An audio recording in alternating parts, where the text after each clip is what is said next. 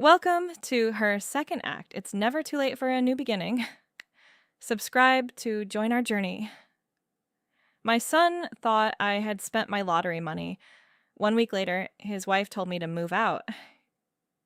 You have 1 week to find somewhere else to live. Tessa said it while holding the coffee mug I'd given her on her first Christmas with my son. The mug said, "Home is where your heart is." She sat it down on the kitchen counter and slid a printed notice toward me. I was 67 years old. The house around us had 5 bedrooms, a stone fireplace, and a view of the river. I had paid for every brick. Tessa believed I had spent my lottery money years ago. My son Michael believed the same thing. They thought I was a lonely old woman living on the last scraps of a fortune that had once made newspaper headlines. They were wrong about the money. They were wrong about the house. And they were about to learn why the first rule of sudden wealth is never to let the people closest to you count what they have not earned. My name is Grace Bennett. 7 years earlier, I bought a lottery ticket at a gas station on my way home from work. I almost threw it away because the printer had left a faint streak across the numbers. That ticket won the state's largest prize that year. After taxes and the required deductions, I received a little over $11 million. The news called me a retired school cafeteria manager. They printed a picture of me standing outside the gas station in a yellow raincoat. I smiled because the reporter was there, but inside, I felt as though the ground had opened beneath my feet. Money that arrives suddenly does not feel like a gift at first. It feels like a loud noise that everyone else can hear. I hired a quiet advisor through the lottery. I placed most of the money in accounts that did not carry my name in public records. I bought the River House through a family company, not to deceive anyone, but to create a wall between my life and the number people had seen on television. Then I told Michael I had received a comfortable settlement and wanted to help him buy a home. He was 38, married to Tessa, and raising their son, Noah. Michael worked as a sales manager for a building supply company. Tessa had changed jobs 3 times in 2 years, always leaving because a supervisor failed to appreciate her talent. They rented a small apartment above a bakery. The ceiling leaked. Noah slept in the living room because Tessa had turned the second bedroom into an office. I wanted to give them safety, not luxury. I bought the River House and told them they could live there without paying rent. I said the property belonged to a company I manage for family investments. I did not mention that the company existed because of the lottery prize. Michael cried when I gave him the keys. "Mom, I will never forget this," he said. Tessa hugged me harder than she had ever hugged me before. For the first year, they treated the house as a blessing. They invited me to dinner. They asked my opinion about paint colors. Noah came into the kitchen while I cooked and told me about school. Then the questions began. How much had I put aside? What happened to the rest of the lottery money? Was the River House paid off? Did Michael have any right to the property if I died? I answered with the same sentence every time. Everything is arranged. Tessa disliked that sentence because it ended the conversation without giving her a number. She began studying my habits. She noticed that I still shopped at discount stores. She noticed that I drove an old sedan. She noticed that I did not replace the kitchen cabinets, even though the house could have supported a much grander renovation. You live like you are afraid the money will disappear, she said one afternoon. I told her that fear was not the same as waste. If you had it, you would enjoy it, she replied. I enjoy knowing it is there. That answer made her think I had very little left. By the 3rd year, Michael had stopped asking directly. Instead, he talked about opportunities. His friend wanted to open a construction company. Tessa's sister needed help with a divorce.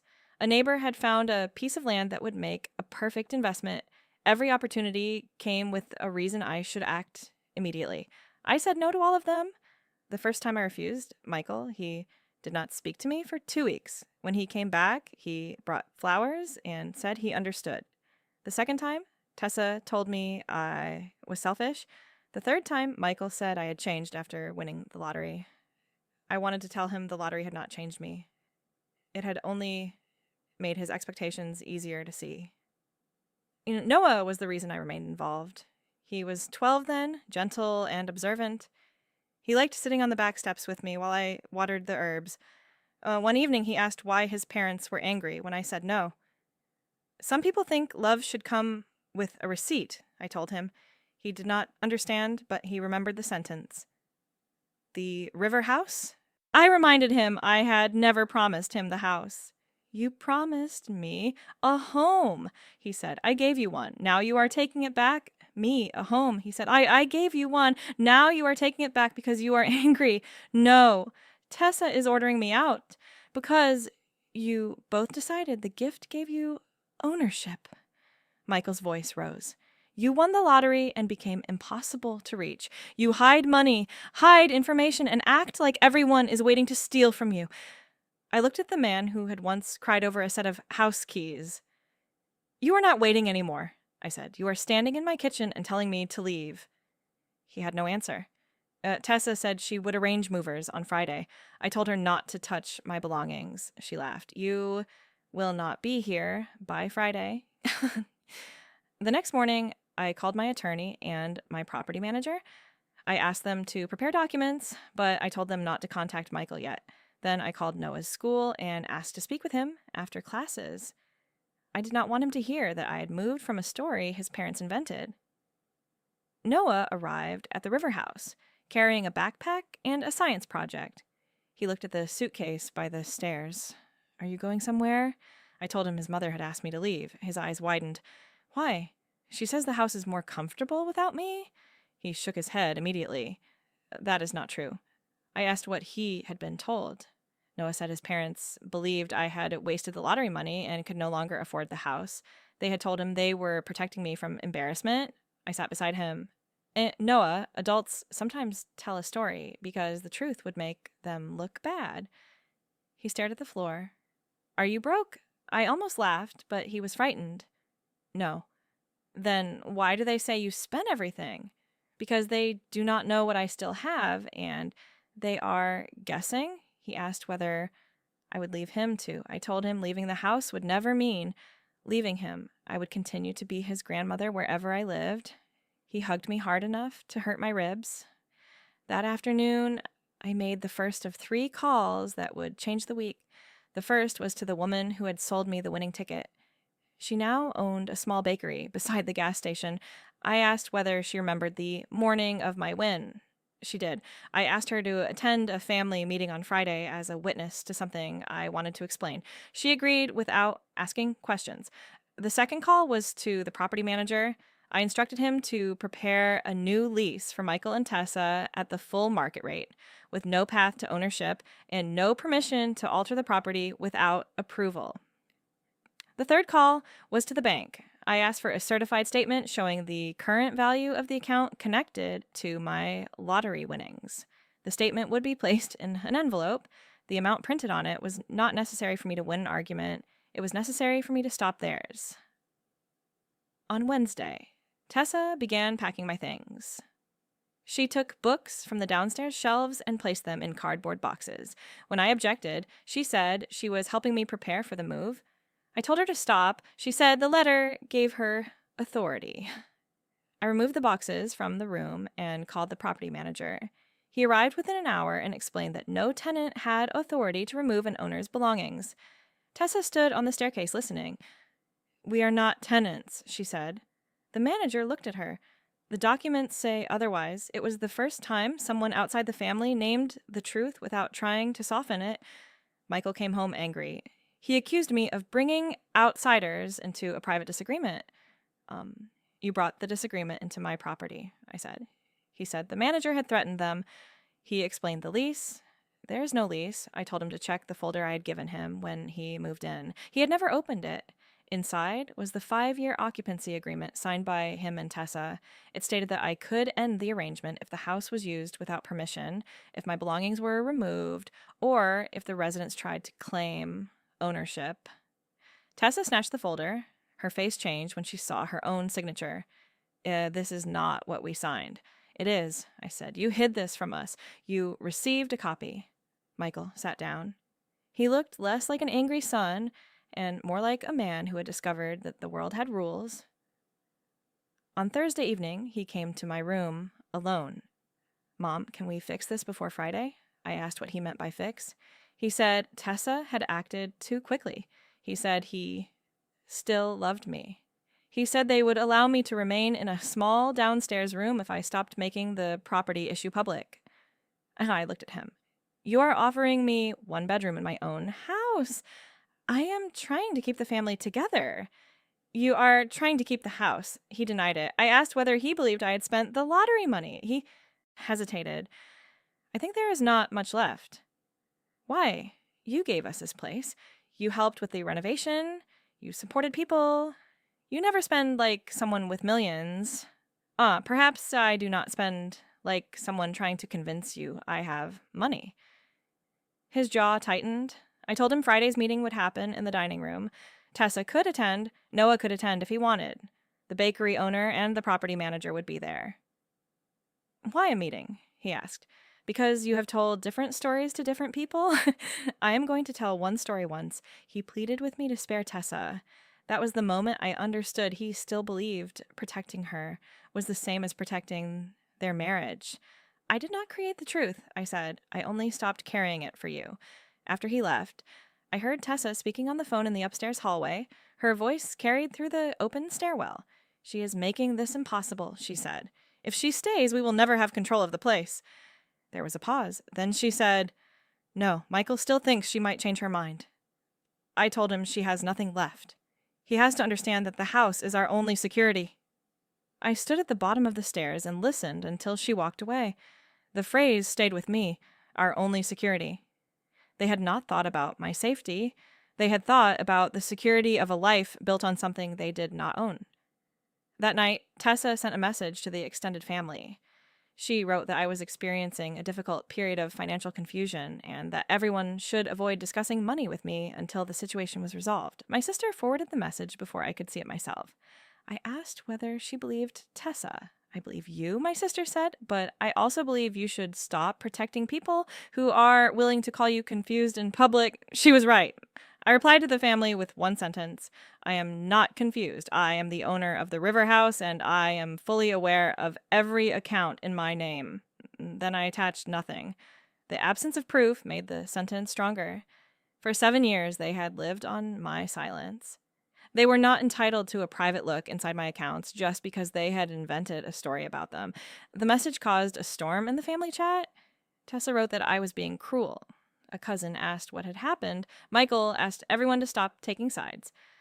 Noah was not in the chat, but he saw the tension at breakfast the next morning. Tessa told him to pack his school things because they would be leaving soon. He came downstairs with a backpack and a face full of questions. Are we really losing the house? Tessa said it was complicated. I told him the house was not being lost. His parents had chosen to leave because they did not want to follow the owner's rules. He looked at his father. Michael said nothing. Noah asked whether I had done something wrong. I said no to giving people property and money, I replied. That is not wrong. Tessa accused me of turning him against them. I said I was answering the question she had placed in front of him. She grabbed his backpack and took him upstairs.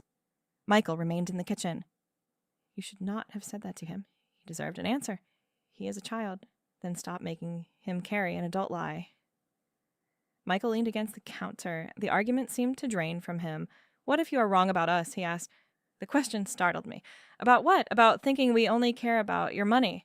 I looked at the new stone backsplash Tessa had chosen and the expensive light fixtures I had never approved. Oh, then Friday will be easy. You will sign the lease, return my belongings, and leave without claiming the house.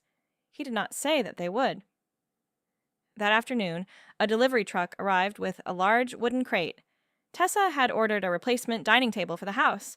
The invoice was addressed to my property company. I refused delivery. Tessa ran outside and told the driver I had no authority to cancel an order made for the residents. The driver called the company, and the company called me because my company name was on the account. I canceled the purchase. Like when Tessa came back inside, she was shaking with anger. You are sabotaging our lives. I am preventing you from buying furniture with my company's name. You gave us this home. I gave you permission to live here. I never gave you permission to turn my records into a personal account. She said she would report me for harassment. I told her she was free to contact anyone she wished. She expected fear to make me soften. Instead, I felt something inside me settle. The lottery had taught me to hide. This week was teaching me to stand where people could see me. At 4 o'clock, Michael's employer called me by mistake. A representative wanted to confirm whether an address connected to Michael's family asset was available for a relocation package. I told him the property did not belong to Michael and asked him to remove my personal information from their file. The call lasted less than 3 minutes. When I told Michael about it, he looked horrified. I never gave them your number. You gave them the address and described the house as a family asset. He said he had only mentioned it during a conversation about future stability. Words become documents when people need to justify a decision. I said he covered his face with both hands. For the first time, I saw that the pressure had begun to reach him from the other side. Tessa had promised him security. Now he could see that her certainty had been built from Geese's claims and my unwillingness to challenge them. I did not comfort him. Comfort would have turned the moment into another rescue. He needed to sit with what he had helped create. On Friday morning, before the meeting, I walked through every room of the River House. I touched the banister, the fireplace, and the narrow window beside my downstairs bed. I remembered bringing Michael home from the hospital. I remembered Noah's first steps on the garden path. I remembered the first morning Tessa arrived with her suitcase and called the house a miracle. The memories were real. So was the notice telling me to leave. People often say that love should make us forget the bad parts. I had spent years trying to do exactly that. But forgetting the bad parts had not protected the good ones. It had allowed the bad parts to grow until they filled every room. I placed the 2 envelopes in my handbag and put the old yellow raincoat over my shoulders. It was the coat from the newspaper photograph, the one I had worn when the world first learned my name. The fabric was faded and the zipper stuck near the collar. I wore it because I wanted to remember that the woman in that photograph had survived the loudest week of her life without becoming someone else. Friday morning arrived with sleep against the windows. Tessa dressed carefully. She wore a navy jacket and carried a folder of her own. Michael looked as though he had slept in his clothes. The property manager arrived at 9. The bakery owner arrived 10 minutes later with a paper bag of cinnamon rolls. Noah sat beside me at the dining table. Tessa frowned when she saw the extra guests. This is ridiculous. I poured coffee. You gave me 1 week to move out. We are on the 7th day. She said she expected me to be reasonable. I am being precise. The property manager placed the deed and occupancy agreement on the table. He explained that the house belonged to my company, that Michael and Tessa were occupants under a temporary agreement, and that the agreement had been broken by their attempt to claim the property and remove my belongings. Tessa accused him of taking my side. I'm reading the documents, he replied. Michael asked whether they could stay if they paid rent. I said I was willing to offer a 6-month market lease while they found another home. It would require a deposit, insurance, and immediate removal of all claims that the property belonged to them. Tessa stood. We will not pay rent in a house we made into a home. Then you will leave in 30 days. She looked at Michael. Tell her she cannot do this. He did not answer. I reached into my handbag and placed the first envelope in the center of the table. This is the statement you have been waiting for, I said. The money you believe I spent. Tessa's eyes fixed on it. Michael whispered my name. You said you did not want to discuss it. I did not. You decided to discuss it for me. The bakery owner watched quietly. I opened the envelope and removed the certified statement. I did not slide it toward them immediately. 7 years ago, I won the lottery. The amount reported publicly was $11 million after taxes. That money was transferred into accounts I controlled. I used some to buy this property, some to support charities, and some to help you. I placed the statement down. The current balance was $13,800,000. Michael stared at the number. Tessa said it had to be fake. The banker was not present, but the certified stamp and account reference were clear. The property manager had already verified that the company holding the house belonged to me. Tessa reached for the paper. I pulled it back. You do not need to touch it to understand it. Michael's face had gone pale. You still have all that? More than I had when you moved in. He whispered that I had lied to him. I told you I received a settlement. I did not tell you the whole story. Privacy is not betrayal. Tessa began to cry. She said the lottery had made me suspicious. She said they had tried to protect me because I was old and alone. I placed the second envelope beside the first. The second envelope explains what you were protecting me from. Inside were photographs of the signed lottery documents, the property records, and a letter I had written before the meeting. But the final page was for Michael. I handed it to him. It became a place of quiet tension. Michael and Tessa lived upstairs. I used the downstairs bedroom near the garden. We passed each other in hallways like people sharing a hotel. They made decisions about my property without asking me. Tessa planted expensive shrubs in the front yard. Michael hired workers to convert the garage into a gym. When I questioned the cost, he said the improvements would increase the value of the house. Whose value, I asked. He smiled as if I were being difficult. Ours eventually. I removed the gym equipment from the company account and told him the work had to stop. He accused me of humiliating him in front of the contractors. The next month, Tessa moved my dishes from the main kitchen to a cabinet in the laundry room. She said the kitchen needed a cleaner look for guests. I moved them back. That evening, she sent Michael to speak for her. Tessa wants this to feel like our home. He said, "It is your home because I allow you to live here. It is not your property." His face tightened. "You always have to remind us. You keep forgetting." For several weeks, they became polite again. I thought the boundary had worked. Then a financial advisor named Colin appeared at breakfast. He wore a gray suit and carried a tablet. Tessa introduced him as someone who helped families make sensible decisions before emergencies happen. I asked why he was in my kitchen. Tessa said she had invited him to review my living arrangements. "We need to know whether you can continue maintaining a home of this size," she said. I asked Colin whether he had a professional relationship with me. He shook his head.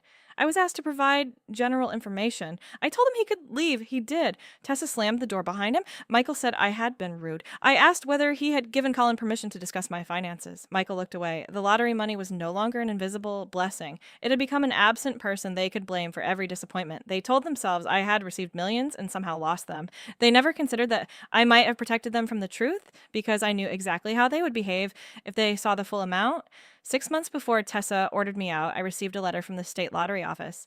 It confirmed that an old investment connected to my winnings had reached a new stage. The account had grown far beyond what I had expected. I now had nearly $14 million. I did not tell Michael. Instead, I decided to test the future of the River House.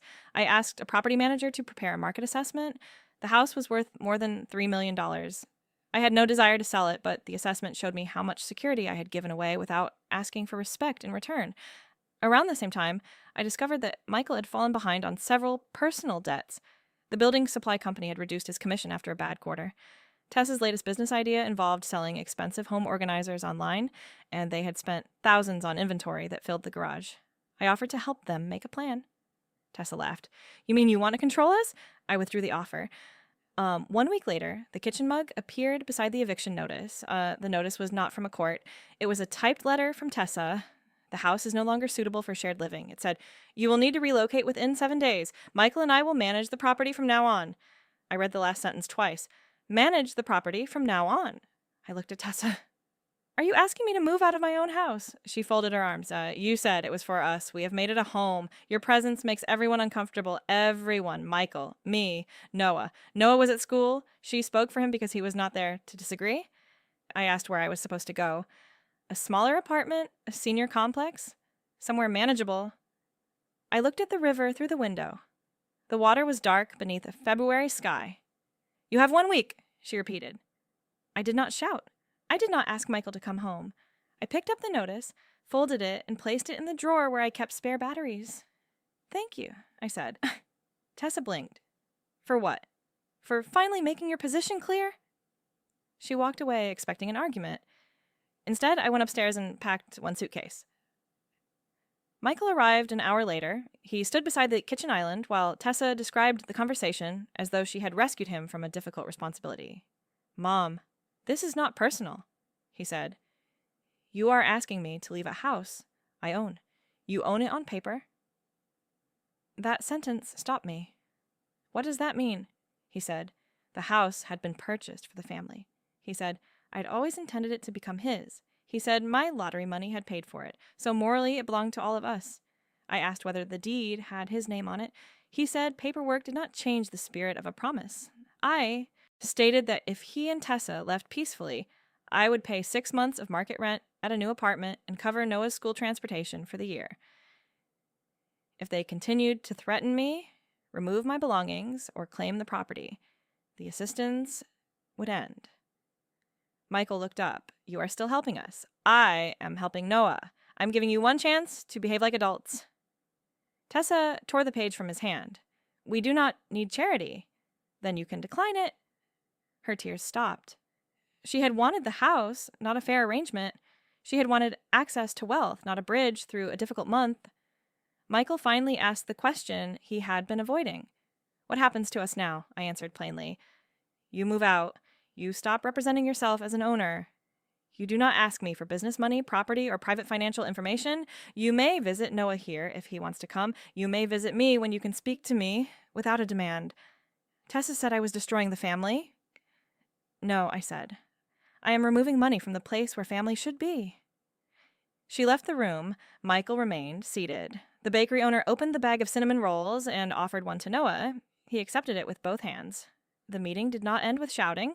It ended with a moving date, a new lease proposal, and the truth written down where no one could reshape it. That evening, Tessa tried one final performance. She stood on the front porch while a neighbor watched from across the street and told Michael that I had chosen money over family. She said I had spent years pretending to be generous, only to withdraw every promise when they needed me most. I opened the front door before Michael could answer. You are welcome to leave quietly, I said. You are not welcome to rewrite the reason. Tessa turned toward the neighbor and raised her voice. She is throwing us out. I am ending a free arrangement after you tried to claim the property and remove me from it. The neighbor looked from Tessa to the house. I thought this belonged to your family, she said. Tessa's face went blank. For 7 years, she had enjoyed being admired as the owner of a beautiful home. In one sentence, that image vanished. Michael asked her to go inside. She refused. He asked again, more firmly. The neighbor went back across the street, but not before seeing who stood on the porch and who had to be asked to leave. Later that night, Michael returned to the dining room. He said he had allowed Tessa to speak for him because he was afraid of losing his marriage. Then he admitted he had been afraid of losing the house, too. I kept telling myself you would never let us fall, he said. That belief made you careless. He nodded. I know. I told him that if he wanted a relationship with me, he had to stop treating fear as an excuse. He had to pay his own debts, tell the truth to his employer, and explain to Noah that adults could make bad choices without making the child responsible. He promised to try. I did not call it a promise. I called it a condition. Michael and Tessa moved out 30 days later. They rented a smaller house on the other side of town. Tessa complained that the neighborhood was too ordinary. Michael took a second job for 3 months to cover their debts. The gym equipment was sold. The online inventory disappeared through a clearance sale. None of those things were disasters. They were the ordinary results of spending money they did not have while assuming someone else would rescue them. I moved my bedroom upstairs after they left. I painted the walls pale green. I put my dishes back in the main kitchen. I planted the herbs near the back steps where Noah and I used to sit. The house felt different without their voices. For 2 weeks, the silence frightened me. Then it began to feel like space. Noah came every Saturday. He brought homework, comic books, and questions he did not want to ask at home. I never used him as a messenger. I told him his parents' choices were not his burden. He asked whether they were poor. Now, they are learning to live within what they earn, I said. Is that bad? It can be healthy. Michael visited once a week. At first, he apologized for believing I'd spent the lottery money. He admitted that the idea of my wealth disappearing had comforted him because it meant he could stop feeling guilty about wanting it. That was an ugly truth, but an honest one. I told him honesty was the beginning, not the finish. Tessa did not apologize. She said I had made her look foolish by proving I still had money. I told her my account balance had never been her dignity. She did not understand. I stopped trying to teach her. 6 months later, I sold the lottery company that held the River House to a nonprofit housing group. The sale was above market value, and the profits created a fund for older women who needed safe housing after family members pushed them out. I moved into a smaller cottage on the same riverbank. Had 2 bedrooms, a sunroom, and a porch where I could hear the water at night. The first evening there, I opened every window. No one had to approve the temperature. No one could move my dishes. No one could tell me which room was now theirs. I used the lottery money to build a life with fewer people in it and more truth. I took a train across the country. I visited the bakery owner in another town and thanked her for standing at my table that morning. I joined a garden club. I learned to paint rivers, though every one of them looked a little like the one outside my window. Emma, who had moved back to town for a new job, became my closest companion. She never asked what she would inherit. She asked whether I'd eaten lunch. That distinction told me everything. 1 year after the eviction notice, Michael came to the cottage with Noah. He carried a small wooden box. Inside was the coffee mug with the words, "Home is where your heart is." The handle had been repaired. Tessa broke it while packing. He said, "I thought you might want it." I took the mug. "Thank you." He said he had started counseling. He said Tessa still believed I should have given them the house because I had more than enough. I asked what he believed. He looked toward the river. "I believe enough is not a number. It is knowing what belongs to you and what you are willing to give." That was the first time my son sounded like a man who could build something instead of waiting to inherit it. I invited them to stay for dinner. Tessa did not come. There was no grand reunion, no promise that everything would return to the way it was before the lottery. The old version of our family had depended on my silence and their assumptions. It could not be rebuilt, honestly, but something smaller began. Michael stopped asking about the accounts. He paid his own rent. He brought Noah to the garden club's summer fair and bought a jar of my homemade jam without asking for a discount. Sometimes progress is quiet enough to miss. My life after the lottery did not become meaningful because I had $13 million. It became meaningful when I stopped letting money decide who was allowed to love me. The number had given me options. My boundaries gave those options direction. I still buy discount groceries. I still drive the old sedan on short trips. I still keep the yellow raincoat from the newspaper photograph in the back of my closet. But now, when I spend money, I spend it openly and happily. I paid for a new roof on the cottage. I bought Noah a telescope. I funded the first apartment for 3 women who had been told they were too old to start over. No one in my life mistakes my generosity for surrender anymore. 1 week after Tessa told me to move out, my son believed the lottery money was gone and the house was his. 1 year later, the money was safe, the house was helping people who needed it, and the only family member still trying to earn his place was the one who had once demanded it. That was not the ending I had imagined when I bought the ticket. It was better. Sudden wealth can reveal greed, but a firm boundary reveals love more clearly. You are allowed to protect what you built, and you never have to prove your love by surrendering your home, your money, or your dignity. If Grace's story reminded you that kindness needs boundaries, subscribe for more stories about family, courage, and the freedom to begin again.